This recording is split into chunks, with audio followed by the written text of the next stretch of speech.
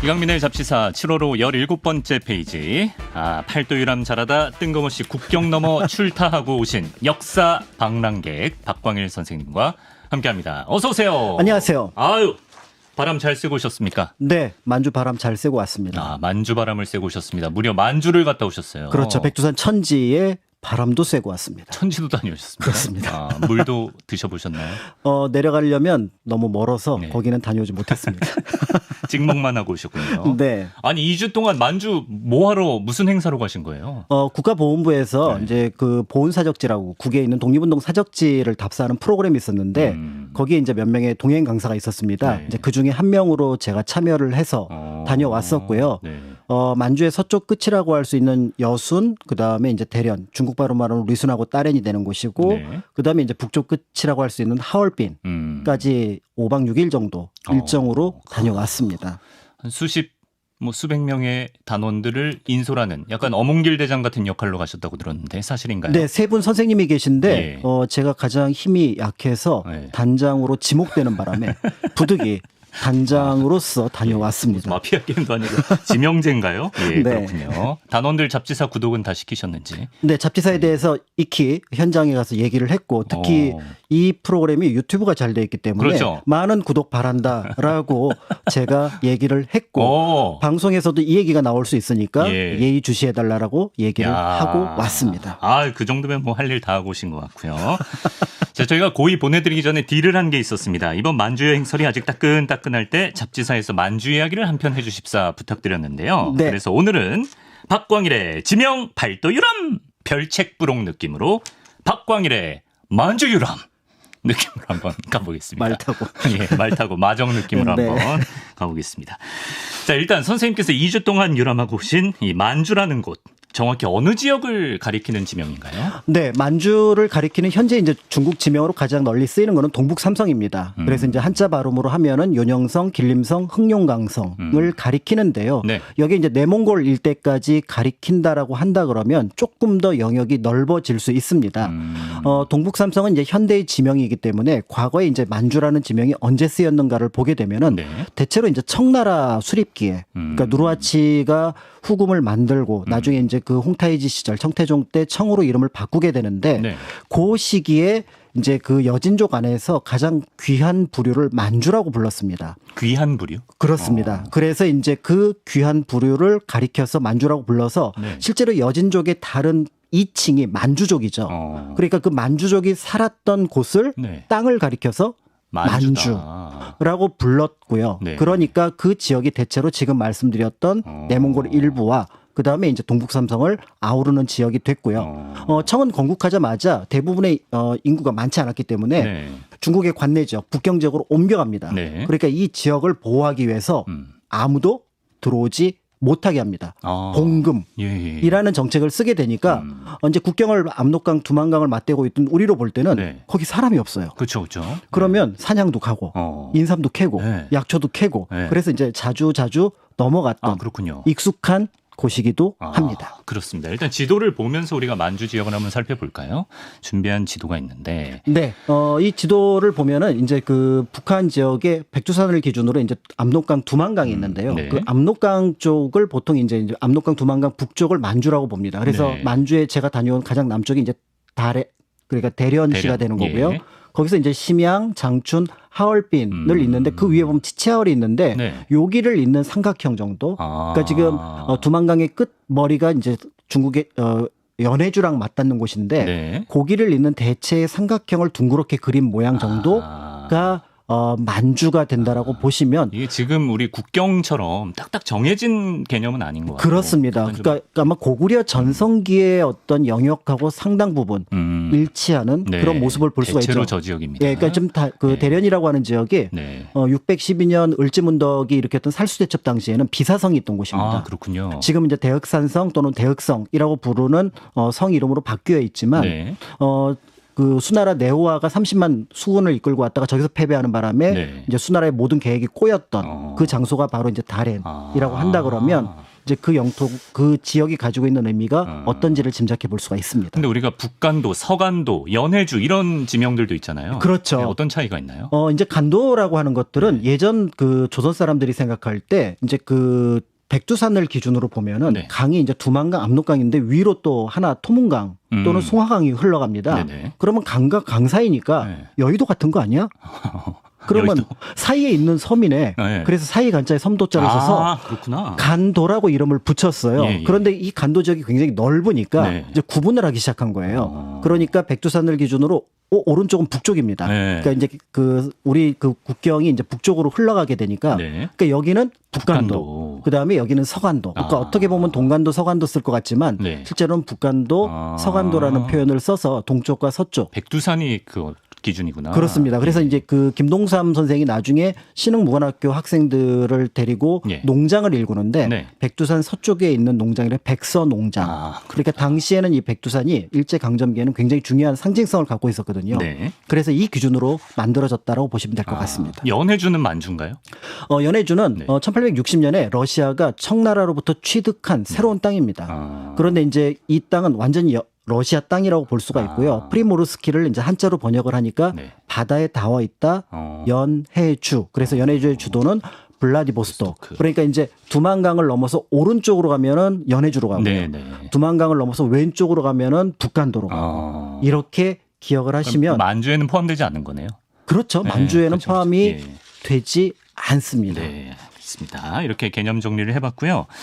저는 이제 아시다시피 한국을 빛낸 100명의 위인들로 역사를 배웠기 때문에 뭐 만주벌판 달려라 광개토대왕 이 부분. 그렇습니다. 예. 아니면 이제 김광석 씨의 노래 광야에서 중에도 뭐 광활한 만주벌판 우리 이런 어찌 가사가 가난하리요. 막 이렇게 불렀죠. 그렇죠, 그렇죠. 그래서 제가 이제 처음에 이 방송 그 떠나기 전에 많은 분들과 만주에는 벌판이 없습니다. 벌판이 없다. 라고 얘기를 드렸어요. 예. 근데 지금 가서 다시 보니까 네. 벌판이 있더라고요. 벌판이 있습니까? 그때 그러니까 무슨 생각을 하고 봤는지 예. 그 아마 조금 생각이 좀 달랐던 예전에 것 같아요. 가셨을 때. 네, 그러니까 그때는 이제 삼원보를 중심으로 해서 신흥무관학교 중심으로 봤는데 거기는 언덕이 이렇게 계속 이어져 있고요. 예. 사실 또 용정 일대도 보면은 언덕이 계속 이어져 있어서 우리나라 충청도 전라도 땅하고 비슷합니다. 그래요. 그런데 거기서 살짝 북쪽으로 넘어가서 심양, 그다음에 장춘, 하얼빈 여기는 완전한 벌판이 펼쳐져요. 오. 그래서 저게 이제 가면은 그 옥수수가 어마어마하게 이제 심겨져 있는데 네. 그 공간을 보면서 이쪽을 만주를 벌판이라고 불렀을 수도 있겠구나. 그러니까 고구려는 원래 이제 골짜기에서 시작했던 조그만 나라였지만 네. 이제 영토가 커지면서 굉장히 인상적인 어떤 영토를 자신들의 영역 안에 포함시켰을 것 같다. 이런 생각이 들기도 합니다. 네. 그 청나라의 마지막 황제 푸이의 일생을 다룬 영화 마지막 황제를 보면 이제 일제가 푸이에게 만주국의 황제가 되어달라고 부추기지 않습니까? 그렇죠. 여기서 이제 만주국은 어떤? 그러니까 이제 건가요? 만주라는 이름이 이제 여진족과 연결이 되어 있으니 네. 이제 이 푸이도 원래 이제 어린 나이에 황제에 올랐다가 쫓겨난 사람이잖아요. 네. 그러니까 이제 이 만주라는 혈통 또는 지역적인 연고를 가지고 있다라고 볼 수가 있는데 문제는 이제 러시아나 일본이 볼 때 이 만주가 약간 중국의 전통 역사에서는 벗어나 있거든요.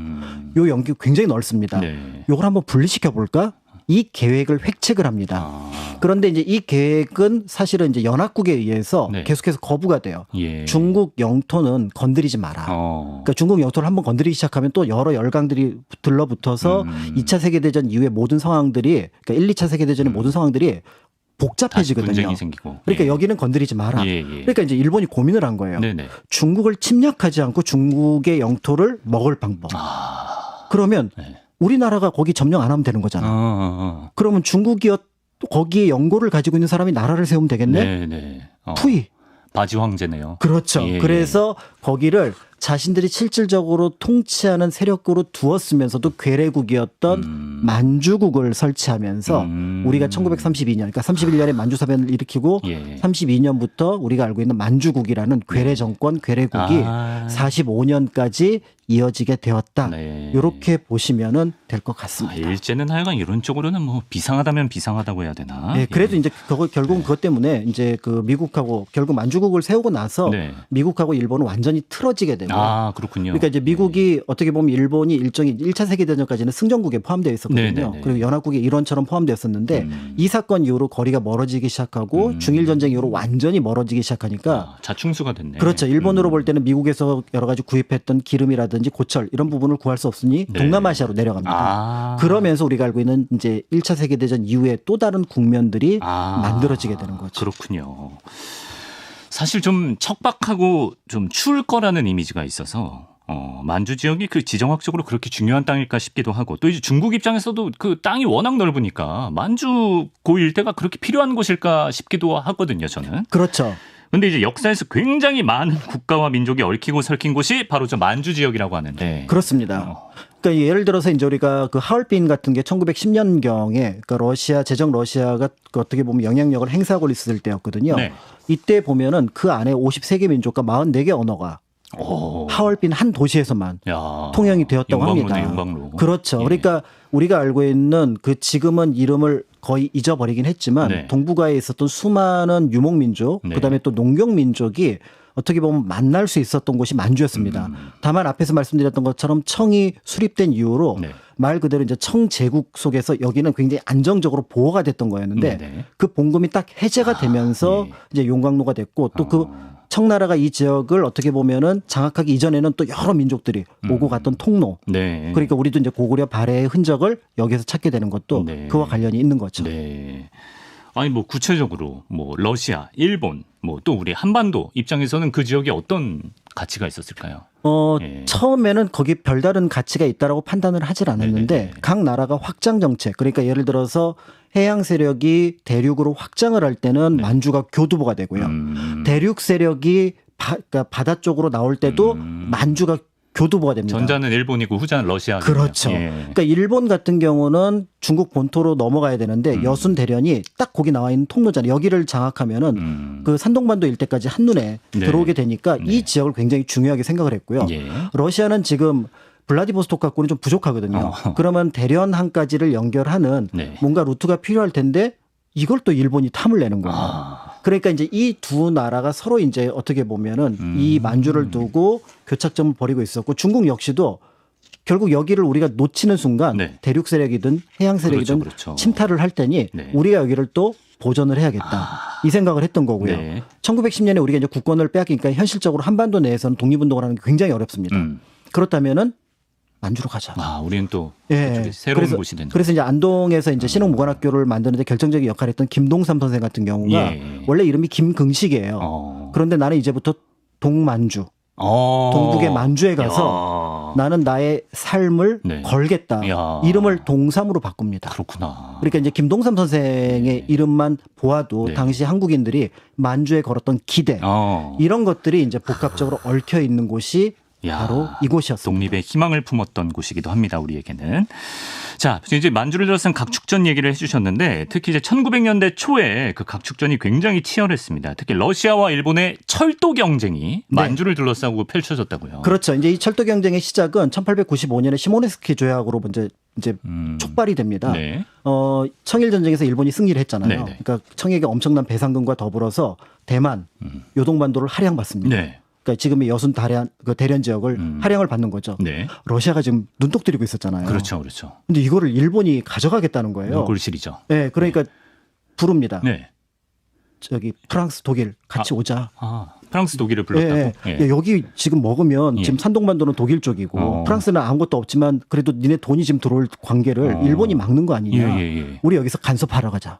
그게 유명한 삼국 간섭. 삼국 간섭. 네, 들어봤지. 이 삼국 간섭으로 이제 울며 겨자 먹기로 일본은 요동을 다시 청에게 내주고. 돌려줍니다. 예. 이렇게 돼서 우리가 알고 있는 삼국 간섭까지는 얘기 들었는데 러시아가 이걸 주선을 했거든요. 예. 그럼 이제 청한테 다시 연락을 하는 거죠. 예. 야, 니네 이거 뺏길 거 내가 되찾아줬거든. 개런티. 그렇죠. 그래서 1896년에 청과 러가 다시 비밀 협약을 맺습니다. 그 협약이 뭐냐면 우리 철도 부설권 달라예요.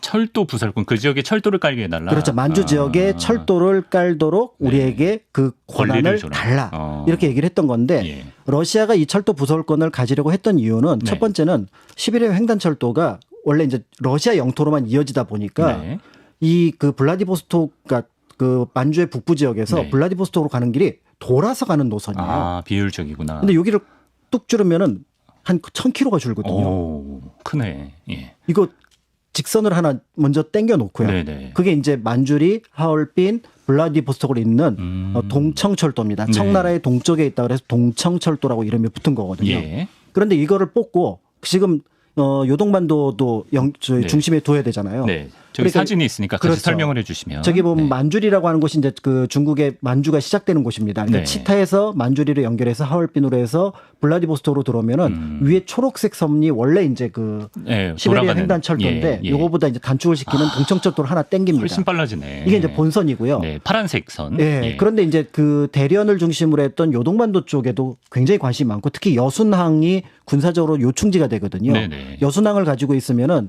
이 서해 일대에 군사적으로 굉장한 이점이 있습니다. 저걸 가지려면은 지선을 하나 뽑아야 돼요. 그래서 장춘, 선양, 다렌으로 이어지는 네. 그러니까 요 이 지선을 하나 뽑습니다. 네네. 요 T자 선을 네. 중국에게 획득을 합니다. 1896년에. 예. 그리고 1898년부터 이 철도 노선 두 개를 들어가서 네. 각각 1901년, 1903년에 두 노선을 모두 완성을 해요. 그러니까 만주에 일단 먼저 어떻게 보면은 기득권을 얻어낸 것은 러시아였습니다. 러시아다. 근데 나중에 일본이 저걸 먹지 않나요? 그렇죠. 어떻게 1904년에 예. 러일 전쟁이 일어나잖아요. 그렇죠. 거기서 이겨서. 그 러일 전쟁에서 이제 일본이 유리한 상태에서 미국을 불러서 강화조약 체결해달라고 한 게 포츠머스 강화조약입니다. 예. 그러니까 이 포츠머스 강화조약에 가만히 보니까 러시아가 졌다고 하기도 그렇고 일본이 이겼다고 하기도 그렇고 아, 그래요? 또 미국 입장에서 보면은 일본한테 엄청난 이익을 주기도 그렇고 예. 러시아한테 엄청난 손해를 주기도 그런 거예요. 왜냐하면 예. 이 지역의 균형이 깨지니까 그럼 여기서 조금 이익 보고 조금 손해 보자. 아. 이렇게 하면서 네. 러시아 쪽한테 협상을 건 게 바로 뭐냐면 예. 저 빨간 선 그러니까 그 하얼빈에서 다렌으로 이어진 저 선은 네. 일본한테 넘겨라. 아, 저기서 딱 끊기는구나, 러시아 입장에서. 그렇죠. 그러니까 이제 러시아는 본선만 가지고 있고요. 예. 정확하게는 이제 하얼빈부터가 아니라 당시는 장춘부터 시작되는 대련까지 이어지는 네. 이 철도를 일본이 러일 전쟁 이후에 가져갑니다. 네. 그러니까 대련하고 여순이 이제 같이 붙어 있는데 네. 대련 여순 그다음에 하얼빈이 원래 셋 다 러시아에 속하는 도시였는데 네네. 이제 하얼빈만 러시아에 남게 되고요. 대련하고 여순은 일본 쪽으로. 일본 쪽으로 넘어가니 네. 우리가 알고 있는 1909년에 안중근 의사가 네. 하얼빈에서 이토를 처단했죠. 저격하죠. 그럼 그때는 러시아 군인들한테 먼저 잡혀갑니다. 그렇죠. 그래서 네. 그런데 이제 이 사람이 일본 또는 한국 이걸 확인해 보니까 한국 사람이었거든요. 예, 예. 그래서 일본 청영사관에 넘깁니다. 외교권이 박탈됐으니까. 아. 그러니까 일본 청영사관에서는 이 사람을 자신들의 영향권에 있었던 네. 여순으로 보내는 거예요. 그때 저 기차를 타고 옵니다. 리순 감옥. 네. 그렇게 이제 이해를 하신다면 예. 1905년부터 1910년 사이에 그 변화가 어땠는지를 네. 짐작해 보실 수가 있습니다. 그렇군요. 안중근 의사 얘기를 좀 더 해보면 좋겠어요. 그러니까 이제 러시아의 영향권에 있던 하얼빈에서 이토를 저격해서 이토가 죽었는데 네. 이제 일본으로 넘기면서 이제 여순으로 넘어갔다. 그렇습니다. 그러니까 하얼빈 같은 경우는 1935년까지 러시아 영향 속에 있습니다. 네. 간접적으로, 직접적으로는 1924년까지 직접적인 영향 속에 있었거든요. 네네. 그러니까 1909년 10월 26일 당시는 당연히 동청철도 아니었고 사실은 그때 이토 히로부미가 체체코프라고 하는 러시아 재무상을 만나러 왔었고 네네. 그거는 러시아 영토처럼 여겨졌기 때문입니다. 이제 그 철도 부설권 안에는 중심 도시는 일종의 조차지처럼 운영이 됐었거든요. 네네. 그러니까 여기에서 이제 의거를 일으키니 먼저 체포한 것은 러시아 헌병이 되는 거예요. 그래서 12시간 동안 조사를 합니다. 네. 그리고 이제 조사를 해보니까 제일 중요한 게 이들이 판가름하려고 뭐냐면 이 사람이 어느 나라 사람이냐는 거예요. 네. 12시간 조사한 이유가. 왜냐하면 중국 사람이면은 중국에 넘겨야 되고 그렇죠. 예. 그다음에 일본 사람이면 일본에 넘겨야 되는데 네. 한국인인 한국. 거예요. 네. 이게 이제 딜레마인 거죠. 그런데 을사늑약을 일단은 국제적으로 인정을 하든 하지 않든 외교권이 없는 상황이니까 예. 하얼빈에 있는 총영사관으로 안중근 의사를 이첩을 합니다. 네. 그러니까 이제 하얼빈 총영사는 이거를 본국 일본 외무성에 타전을 해요. 네. 원래 이제 한국인과 관련된 국외에 있는 재판은 두 개의 그 가능성이 있었는데 예. 하나는 서울에서 하거나 하나는 나가사키 지방법원에서 하도록 돼 있어요. 아, 그래요? 근데 이 둘 다 네. 외신의 집중을 받을 거라는 거죠. 서울도 나가사키도. 그렇죠. 그런데 이제 일본이 가장 두려워하는 건 뭐냐면 네. 이제 재판을 하면은 네. 방청객이 있으면 안중근 의사가 검사랑 싸울 거 아니에요. 그렇죠, 그렇죠. 내가 이토를 죽인 건 개인적인 원한이 아니라 우리나라를 일사늑약뿐만 아니라 망가뜨린 동양평화를 무너뜨린 사람이다. 그렇죠. 예. 그래서 내가 이를 독립전쟁의 과정에서 처단했다. 그리고 일본이 우리나라를 침략한 거 아니냐. 이게 세계에 알려지면? 이게 알려지면 여태까지 자기네들이 합법적이라고 진행해왔던 네. 한국에 대한 어떤 침탈 과정이 무너지잖아요. 그렇죠. 그래서 이게 노출되지 않을 가장 좋은 장소? 여순이었죠. 여순. 아. 그쪽에 관동주를 설치하고 관동도독부를 만들었고 네. 관동도독부에 설치된 법원이 있거든요. 네. 이 관동도독부 법원으로 넘기는 거죠. 특이한 케이스였네요. 여순으로 한 것 자체가. 그렇죠. 서울 아니면 나가사키였는데. 영웅 같은 컨텐츠에서도 보면 그런 안중근 의사 동지들이 왜 여순으로 가냐. 그렇죠. 이런 거 막 항의하고 이러는 거 있잖아요. 맞습니다. 예. 이제 그게 그 이유였고 네. 그래서 실제로 여순에서는 방청객이 거의 대부분 일본인이었고 우리나라 쪽에서 이제 그 대동공보사라고 연해주 쪽에서 원래 안중근 의사가 독립운동을 했는데 네. 그쪽에 이제 미하일로프라는 러시아 사람이 네. 한국인 그 변호사를 쓰려고 했지만 그것도 거부당하면서 일본 관선 변호사가 들어오게 되는 거죠. 리순 감옥 옥중의 안중근 의사 유명한 사진도 저희가 유튜브에 띄워드렸습니다. 저때 어머니의 뜻으로 항소를 안 한 걸로 알고 있는데 맞나요? 네, 어머니의 뜻은 이제 당신이 공소라는 표현을 썼는데 네. 공소를 하지는 않았습니다. 다만 이제 안중근 의사도 이 재판의 끝이 보였던 거죠. 그러니까 이제 당시 만화배 재판장한테 네. 내가 책을 쓸 테니까 그 시간만 좀 달라라고 얘기를 했지만 네. 사형 기일을 앞당기는 바람에 자서전격이라고 할 수 있는 안흥칠 역사는 완성을 했지만 네. 진짜 쓰고 싶었던 동양평화로는 일부 서문만 미완. 쓴 채로 미완인 상태로 생을 마감하시게 됐죠. 그렇습니다. 예. 자, 안중근 의사가 사형이 집행되기 전에 이런 유언을 남겼다고 합니다. 내가 죽은 뒤에 나의 뼈를 하얼빈 공원 곁에 묻어두었다가 우리 국권이 회복되거든 고국으로 옮겨다오.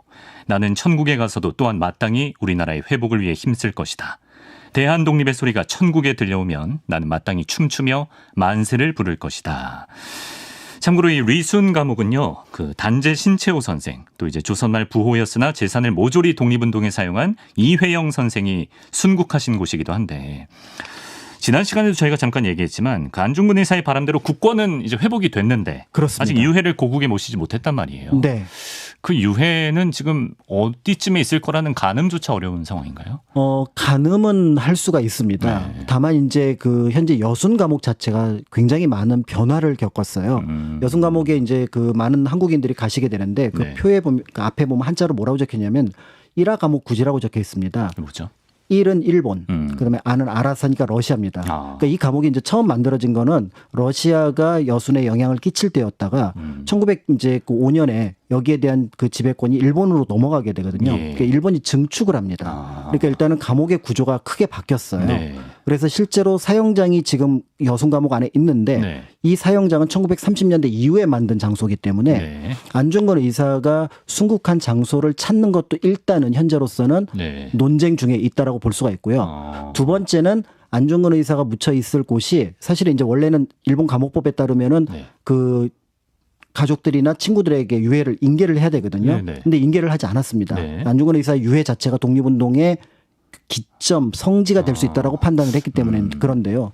그러니까 이제 공동묘지에 묻었을 걸로 보이는데 네. 예전에 이제 안중근 의사 유해 발굴단은 증언을 통해서 여순 감옥 북쪽을 갔습니다. 그런데 이제 여러 자료를 보면은 네. 지금 지금 여순 감옥 동쪽에 공동묘지가 그때 있네. 이제 공동묘지를 만들었던 곳이 있거든요. 예. 향후에 한 번 더 기회가 된다면 이 지역을 발굴했을 때 네. 조금은 가능성이 있지 않을까. 그래서 이번에 그 답사 가서도 네. 그냥 야산처럼 굉장히 이제 뭐 그 숲이 우거진 곳이긴 하지만 저희 이제 그 탐방단이 갔다 왔던 이유 중에 하나는 네. 여기 어딘가에 혹시 안중근 의사의 유해가 있지 않을까. 그러면은 지금 효창공원에 이제 그 가묘 네. 김구 선생이 만들어 놓은 가묘에 모실 그 수가 유해를 있는 거죠. 모셔올 수 있지 않을까라는 희망은 가져볼 수 있지 않을까라는 생각을 하고 좀 왔습니다. 그렇게 됐으면 좋겠는데 네. 이번에 만주 유람 가셔서 찍어오신 사진이 있다 그래서 같이 좀 보면 좋겠어요. 마치면서. 네. 예를 들어 이제 저게 여순 감옥에 있는 그 옥사 감옥의 사진인데요. 네. 오른쪽에 보면 회색 벽돌로 된 부분이 러시아가 처음에 지었던 감옥이고요. 예. 붉은색 벽돌로 지은 부분이 일본이 증축한 증축. 부분입니다. 그러니까 현재 대부분 이제 증축한 모습을 볼 수 있고요. 네. 또 있나요? 여기 보면 이제 그 가까이에서 보면은 여순 일화 감옥 구지 이렇게 적혀 있어서 그렇군요. 앞에서 말씀드렸던 것처럼 여순에 있었던 일본과 그다음에 러시아의 영향이 닿아 있는 감옥의 옛터. 왜냐하면 지금은 감옥으로 쓰지 않으니까 굳이라는 표현을 씁니다. 네. 되게 번듯하네. 저게 이제 그 1910년 11월 3일에 여순 감옥에 이제 안중근 의사가 도착했을 때 저 여순역을 거쳐 가셨을 걸로 보고 있습니다. 그러니까 러시아풍으로 만들어져 있거든요. 네, 그러네요. 그러니까 비록 1910년이긴 그러니까 9년이긴 하지만 네. 저 역 자체는 그대로 썼던 것으로 보여지고요. 이제 그렇기 때문에 저 장소는 지금 이제 폐역으로 쓰고 있습니다만은 한 번 정도 가볼 만한 곳이 아닐까 이렇게 생각을 합니다. 네. 저기가 이제 그 여순 일본 관동법원 구직 예. 저 안에 들어가면은 이제 원래는 이제 이제 재판을 했던 곳을 볼 수가 있는데 네. 처음에 저 건물을 이제 병원 건물로 썼었어요. 그러다가 이제 최근에 중국에서도 역사를 옛 모습으로 다시 찾아야겠다라고 해갖고 관동법원 시절의 모습으로 다시 이제 그 재현을 해 놓았고요. 2층에 가면은 이제 재판을 받았다. 법정의 모습. 저곳입니까? 그렇습니다. 그래서 이제 저 위에 이제 재판장이었던 마나베를 중심으로 해서 미조부치 검사장 이런 사람들이 있고요. 저기 이제 앞쪽에 보면 의자가 있는데 왼쪽부터 사진을 보면은 안중근 의사, 우덕순, 그다음에 조도선, 유동아 이런 분들이 이제 재판을 받고 있는 장면을 역사 기록 사진 속으로 보신 적이 있을 거고요. 이제 저희 이제 그 탐방 갔던 분들이 저 뒤에 이제 방청석에 앉았던 거죠. 그래서 이제 방청석에 앉아 당시는 일본인들이었지만 만약에 정당한 상식을 가지고 있는 사람이었다면 안중근 의사가 얼마나 힘이 되었을까. 지금 당신 재판장이 얘기하는 것은 일의 이치에도 맞지 않고 억지입니다라고 안중근 의사가 얘기를 했을 때 우리가 거기에 지지를 하고 미조부치 검사장이 당신은 독립군이 아니라 일개 살인범이다라고 할 때 우리는 야유를 보낼 수 있을 거고 이제 그런 어떤 모습을 상상하면서 저 장소에서 잠시 머물렀습니다. 감회가 남달랐겠네요, 정말. 네. 까지. 저기가 이제 그 천혜의 요새. 그래서 처음에는 이제 그 이홍장의 북양함대. 그러다음에 이제 여순을 어떻게 보면은 이제 그 항으로 썼던 러시아 함대가 있었고요. 러일 전쟁 당시에 이제 저기를 두고 가장 큰 격전이 벌어서 일본으로 볼 때도 저 여순항을 그 빼앗는 과정에서 굉장히 많은 희생자가 나왔던 것으로 알려져 있습니다. 여기까지 찍어오신 사진도 함께 살펴보면서 뭔가 당시 안중근 의사가 재판을 받던 모습도 좀 눈에 그려지는 것 같고 그 기계가 느껴지는 순간 만주 여행을 이렇게 잡지사에서도 간접적으로 해봤습니다. 자, 이제 다음 시간부터는 다시 박광일의 지명 팔도 유람 편으로 돌아가겠습니다. 저희가 이제 벌써 가물가물하시죠, 여러분도. 서울과 충청까지 돌아봤고 이제 전라, 경상, 강원, 제주 요 네 곳 중에 다음 시간에는 어디로 떠날지를 오늘도 최첨단 시스템으로 결정해 보겠습니다. 돌려 돌림판이 들어와 있는데요. 선생님 돌릴 준비 되셨나요? 네, 조작 방송 없는 잡지사. 제가 다른 곳으로 가자고 했지만 굳이 원래대로 하자고 해서 오늘 제가 보기에는 충청하고 서울이 한 두어 번 나올 것 같아요. 그래요? 그럼 다시 돌려야 됩니다. 저 그림 최첨단 시스템인데 그림이 왜 이렇게 없어 보이지? 알겠고요. 자, 준비되셨으면 준비하시고 돌려주세요. 라타타타타타타타타 강원도, 충청도, 제주도 왜 이렇게 이 말이 없이 돌리셔가지고 이게 박진감이 없네. 제주도로 결정됐습니다. 혼자 없어 예. 네. 하루방 얘기부터 진짜 시작하면 되겠네요. 하루방 얘기 들을 수 있나요? 목장 얘기, 삼별초 얘기 많습니다. 사실 서울 다음에 곧장 제주도 가고 싶어 하셨잖아요. 그렇죠. 휴가철이 가까워 오기도 했고요. 또 제주도 얘기를 하면은 저 스스로 뭔가 지금 여행가 있는 느낌 이런 느낌이 드는데 조금 그러니까 제주도 가면은 뭔가 좀 힘이 나는 것 같습니다. 그런 느낌이 듭니다. 박광일의 제주도의 푸른 화요일 밤 기대해 주시길 바라고요. 오늘 별책부로 박광일의 만주유람 마치겠습니다. 박광일 선생님 오늘도 고맙습니다. 감사합니다.